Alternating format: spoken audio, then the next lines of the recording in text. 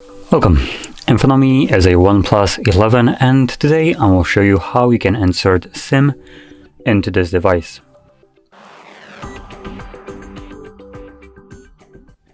Now before you get started you will need to find a SIM ejector which comes provided with the device in the box, but if you can't find it you could just use a paper clip, straighten one on the ends and it should work just as well.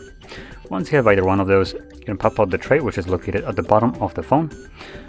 And you want to utilize the little hole that is closer to the edge of the device.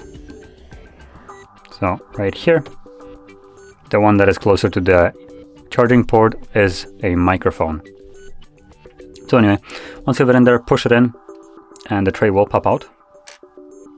You can just take it out and you have space for two different SIM cards on either side of the tray. Now when placing the card onto clip it in there, it does need to go fully in, and be flush with the tray. As you can see, it shouldn't be protruding in any kind of way from the tray. And if you flip it over, it should not fall out. So from there, you want to insert it back into your phone and the card should start working right away. So let's see if we get a reception. No SIM card. It's looking for signal and there we go.